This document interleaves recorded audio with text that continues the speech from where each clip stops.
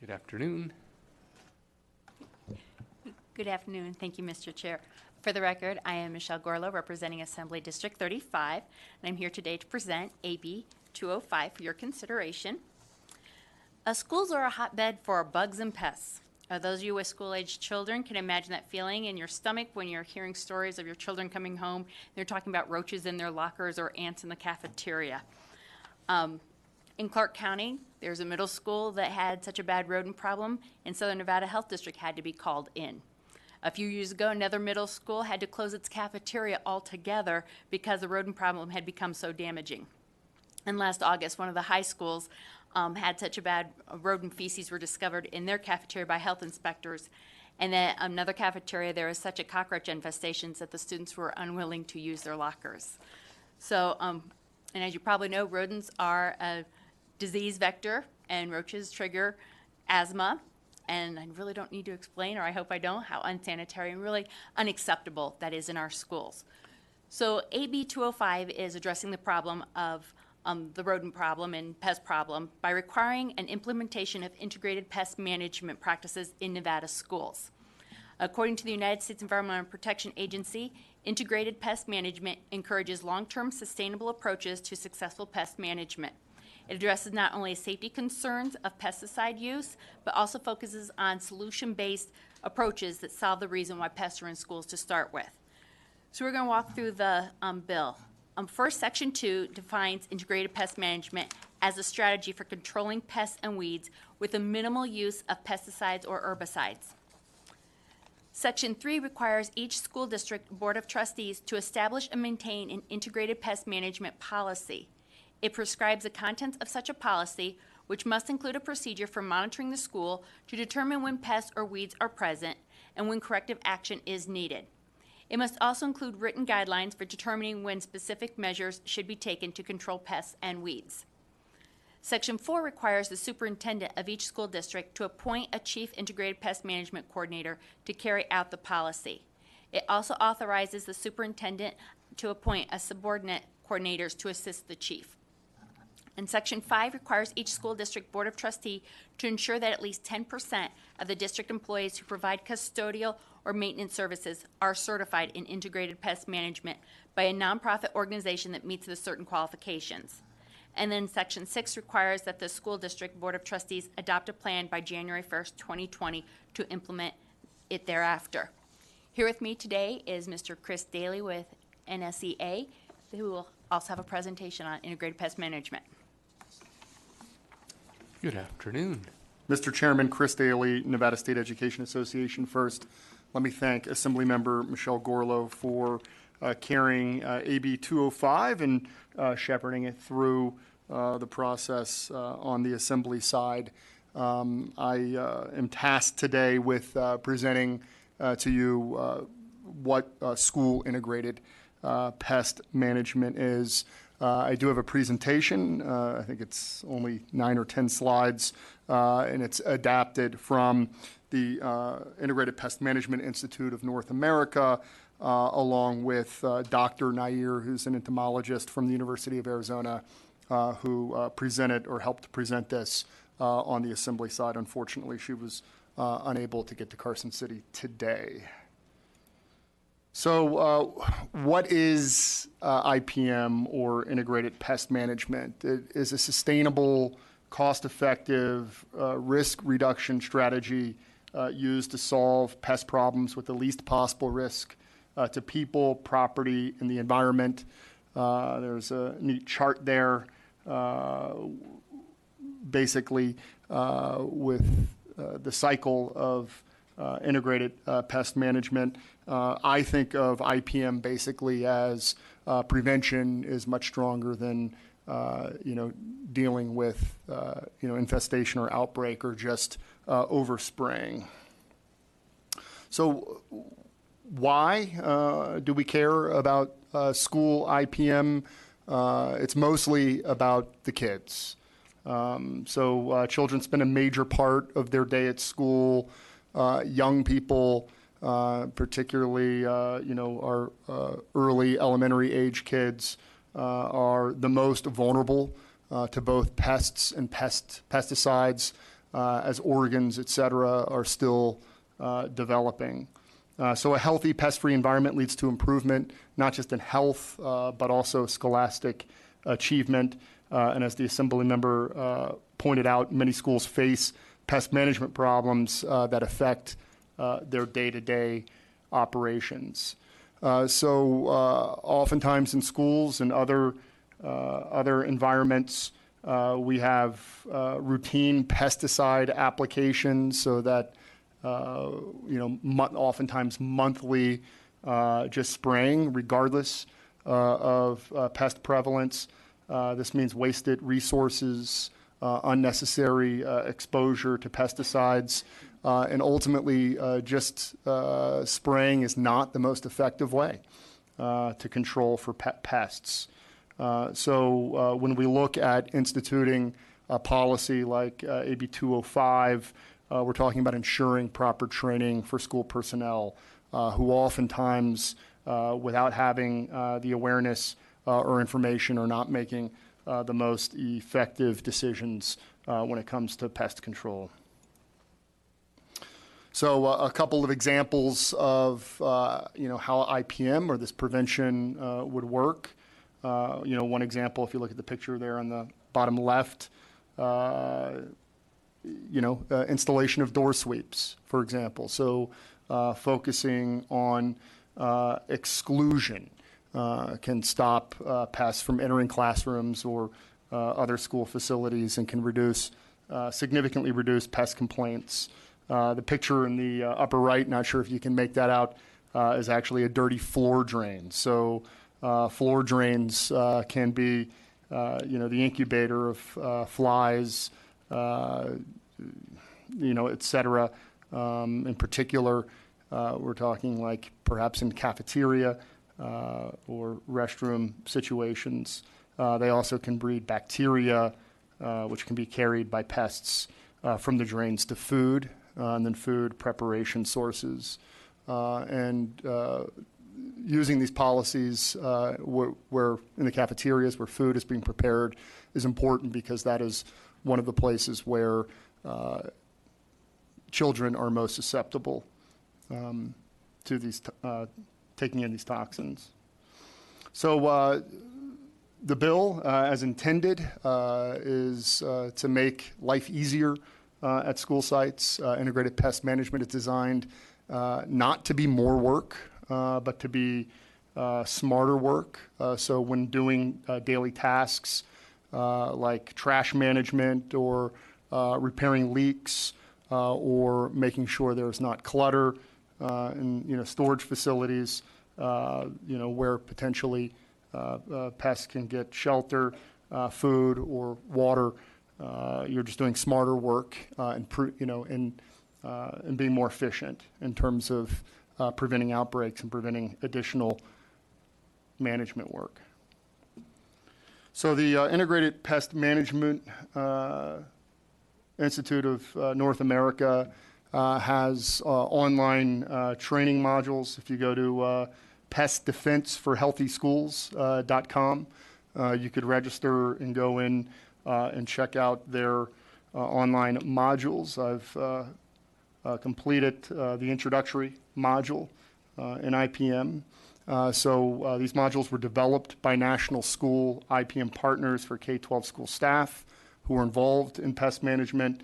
It offers free and flexible training modules and provides the latest scientific updates on pest management.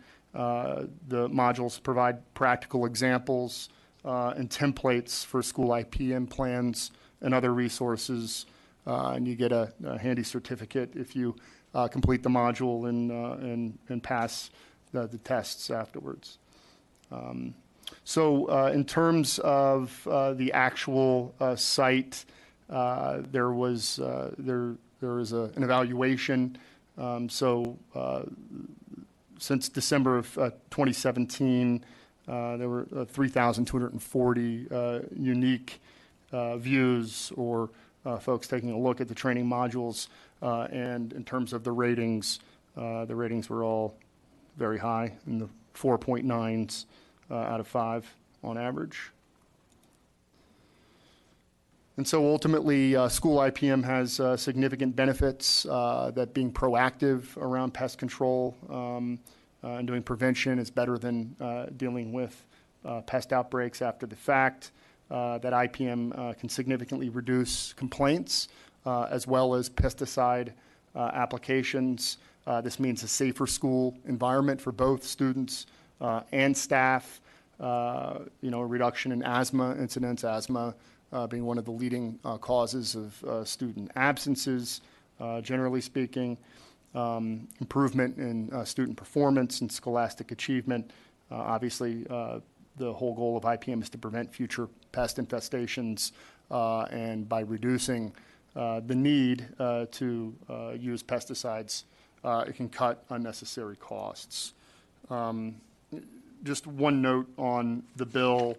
I did see that yesterday there was a letter submitted from an organization called RISE, which I believe to be a national trade association for the pesticide industry, taking issue with Section 3, subsection D2, which states that the integrated pest management plan that this law would require school boards of trustees to adopt would require the use of non-chemical pest or weed management before using pesticides or herbicides. And I just want to make it clear that our intent in this legislation is not to ban or prohibit the use of pesticides or herbicides. There are certainly times and situations that call for their application. What this is prescribing is that in the plan, that before there is use of pesticides, that non-chemical pest or weed management be used before getting there. So if you can deal with pests with traps, for example, that is preferable than to bring in the heavier chemicals onto the school site. Thank you very much. Okay, thank you. Does that conclude your presentation? Yes, we're open for questions. Thank Okay, you. questions, Senator Pickard. Thank you, Mr. Chair, and thank you for bringing the bill. This is interesting to me. I had no idea that the school districts were indiscriminately using pesticides, and it sounds like I hadn't heard before, and I didn't see anything in the supporting documents that this use has caused asthma in children. I'd be very interested to see the data on that. That could be really interesting. Can you tell me, though, short of hiring a firm or this institute to train our people in apparently ways that they don't receive training, can you tell me what the current program is? Is there no program? These are site specific. They do whatever they want, or how does the district deal with this now? Through the chair to Senator Pickard, Chris Daly, Nevada State Education Association, my understanding is that it is different district by district. So the Clark County School District actually does have an integrated pest management plan. I believe there are smaller school districts that do not have integrated pest management plans. So AB205 would require that all of the districts have these plans. In terms of the training in AB205, and this was worked out in the Assembly Education Committee with amendments. The training that is provided by IPM Institute of North America is at no cost. And so the requirement on school districts to have at least 10% of like custodial or food service staff trained in integrated pest management, there's a caveat that training needs to be available at no additional cost to the school district. So we believe that this legislation would not have a negative fiscal impact, and that ultimately, if the IPM application is successful, would have a positive fiscal impact in terms of reduced costs for that heavier duty pest management. All right, now that's interesting because the bill right on its face says there's an unfunded mandate. Are you saying that that's incorrect, that this will actually create a savings for school districts, even those that don't have an IPM currently? Through Chair Dennis to Senator Pickard, it is our opinion, the opinion of the National Education Association, ESB Quality Department, as well as the IPM Institute of North America, that school districts that have integrated pest management plans and who are applying this process achieve a savings in overall cost of pest management. So it's your testimony that the unfunded mandate designation is incorrect, is that right? Through the chair to Senator Pickard, not, your question is about the contains unfunded mandated as it was not requested by affected local government. It is my belief and the belief of the NEA and IPM of North America, Institute of North America, that districts that successfully implement this will have a net savings overall in their pest management. All right, I'll be interested to see what the districts say because somebody put that on there, and so there's got to be some conflicting data. My last question then just deals with the when we're talking about the certification and that the organization is nationally or internationally recognized and has 15 years experience. Outside of the Institute, is there any other organization that meets that criteria, or is this written specifically for them? Through the chair to Senator Pickard, I am not aware of any other organization at this time that meets that criteria, but certainly there could be in the future. And then if I could, not to put words into districts' mouths, but in the initial version of this legislation, in terms of the unfunded mandate, there was concern that with the language with requiring districts to have a chief integrated pest management coordinator, that would require a new hire. And so the amendment to this legislation, which is the legislation or the version that is in front of you now, does clarify that person could be, a current or existing facilities type of manager that would have this title as well. All right, and so just following up then, there may be another, in another 15 years, there may be another organization that could fit this bill, is that right? Because it requires 15 years of experience providing education and training to school employees. So if there's nobody else, it's going to be 15 years before you have any competition, right? Through the chair to Senator Pickard, competition to provide free training. Perhaps you may be correct. Thank you, Mr. Chair. Other questions? Okay, great. Thank you very much. Okay, we'll have those who are in support, if they would come forward. Here and in Las Vegas. I don't know if anybody's in Las Vegas on the side, but if they are, they can, and they're in support, they can come forward. Go ahead as soon as you're ready. Good afternoon, Chair Janice and members of the committee. For the record, my name is Susan Kaiser.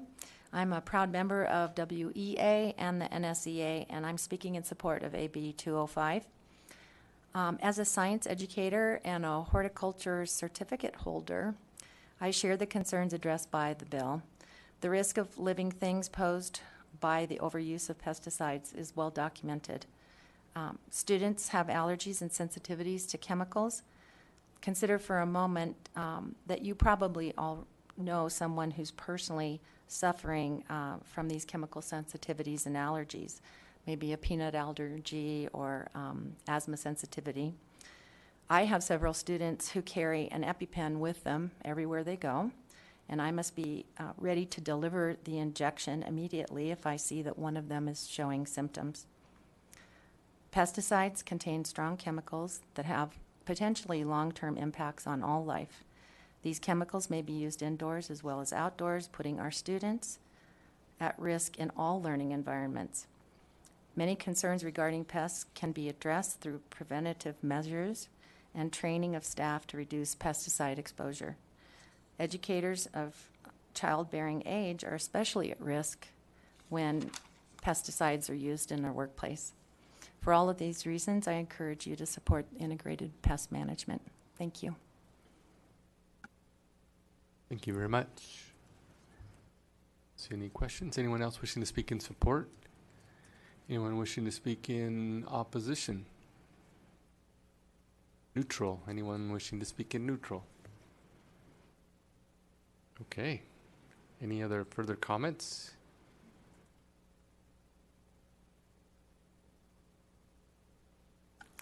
Not really. For the record, Assemblywoman Michelle Gorlow, just thank you very much for your consideration, and we look forward to any additional conversations.